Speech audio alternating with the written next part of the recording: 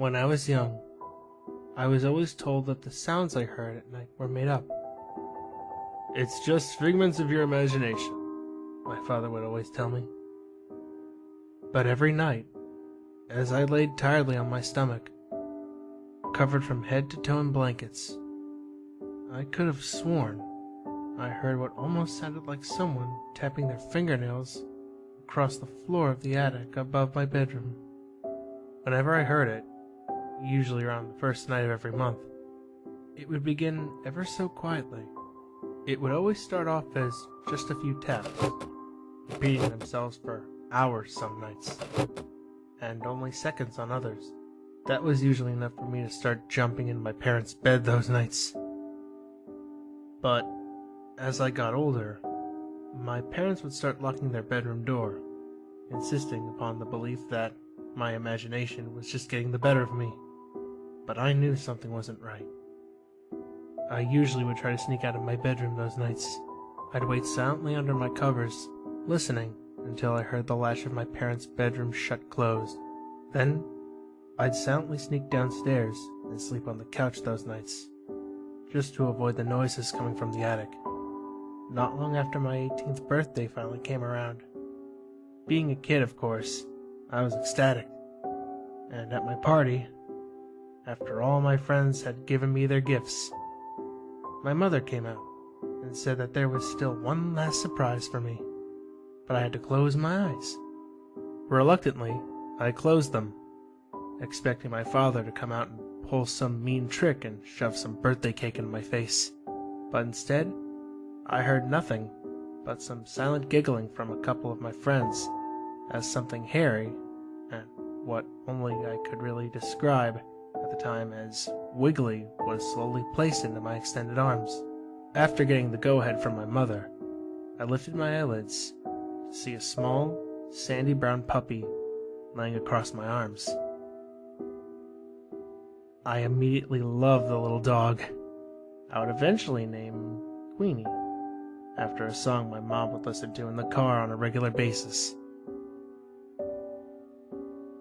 Anyways, over the course of the next month, Queenie and I bonded completely, becoming practically inseparable. The only catch was, in order to stop her from tearing the house apart while we slept, I had to keep her with me in my bedroom every single night. The first of the next month came before I knew it, and much sooner than I would have liked. At least this time, I knew I wouldn't have to handle it myself. I'd have Queenie with me. After an hour of trying to fall asleep with frustratingly insignificant results, the nefarious tapping started. Slowly at first, like a dripping faucet. But by the end of 2 hours in which it took place, it was like a thundering rainfall. Then, as if on cue, it stopped abruptly, only to be followed by a deep scratching noise, as if nails were being dug into the floor above me. Instantly, Queenie began barking like nothing I'd ever heard before, an almost vicious, snarling bark that, combined with the intense scratching, caused me to hide under my blankets with pillows on either side of my head, desperately trying to block out the terrible noises. After what seemed like forever, I poked my head out from beneath the covers to discover that the noise had finally stopped. I spent the rest of the night holding Queenie close, wishing my insomnia would fade just like the noises had. I would eventually spend the next month desperately trying to think of a way of staying out of my room, so I wouldn't have to listen to those horrifying sounds coming from my attic. Being a child, of course, I never really had any functional ideas. And before I knew it, the inevitable first of the month was this coming weekend, about to rear its ugly head. Terrified by the thought of spending another night listening to those noises from the attic, I ended up coming home from school in tears, walking through the front door to greet my mother. I instantly recognized another figure in the living room, my Uncle Mick. Without delay, my uncle came over and gave me a hug. "What's wrong, bud?" he asked, obviously noticing the tears flowing down my face. I replied, explaining all the noises and Queenie's barking, figuring, just as my parents, that it was all just my imagination and an overactive puppy getting the better of me. He came up with a solution. Plan was, since he was staying over the weekend, he'd sleep in the attic above me to make sure the noises didn't bother me. Later, after a long dinner, I eventually made my way into bed with Queenie. Just as I was about to fall asleep, a terrible thought came into my head. What if Uncle Mick didn't get woken up by the noise, and whatever making them attacked him in his sleep? I wasn't about to take a chance on losing my favorite uncle. So as fast as I could, I jumped out of bed with Queenie by my side, and ran downstairs to the living room, where him and my parents were chatting and drinking coffee. I told my uncle that he had better take Queenie to bed with him, just in case. Masking his frustration of having to sleep with what he thought was the yappy little puppy in his room, he agreed, and finally comforted. I returned to my bed for the night. I had just fallen asleep for the night when I was abruptly snatched from my dormancy to the sound of the confounded tapping, which within almost a second after drifted into the deep scratches. I lay in my bed, paralyzed with fear, hoping to God that my uncle and Queenie were all right, as the baneful scratching continued to get louder, each scratch more intense than the last. I couldn't help but imagine some grotesque, gauntly creature slowly ripping my loved ones apart with its long claws while I laid in my bed, unknowing and helpless to do anything that may be lurking in the room above me.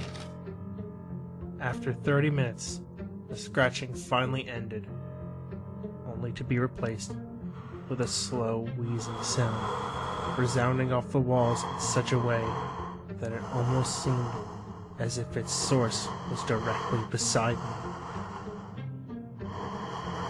I figured something terrible must have happened to my uncle, and I was trapped, hidden under the covers, forced to listen to his final breaths. I had remained that way for what felt like multiple hours, until I eventually drifted off to sleep. Awoken the next morning by the sunlight pouring into my room. Sitting up, my nerves quickly alerted me to a deep cut on the back of my neck that I must have gotten from a screw astray in my bed. Suddenly, my thoughts were quickly redirected to the fate of my uncle. With tears slowly making their way out of my eyes, I leapt up, my legs carrying me as fast as they could up the stairs to my attic, where I imagined I would find a floor covered with the blood and entrails of my uncle. Bracing myself, I slowly turned the doorknob open, only to be greeted by my uncle and Queenie, freshly woken up. "Morning, bud," my Uncle Mick said, as Queenie quickly addressed my presence with a few licks to my hand. "How'd you sleep?" "Good," I replied. "Did you hear any of the noises I told you about?" I asked. "Nope. Heard you yell or something from your bedroom. But when I went down to check on you, you were just laying there, fast asleep on your stomach." "Huh. That's weird," I murmured. Then made my way down to my bedroom and got dressed. A couple of days later, my mom was helping me clean my room when I noticed a puzzled look on her face. "What's wrong?" I asked. My mother looked at me. "Nothing, sweetie.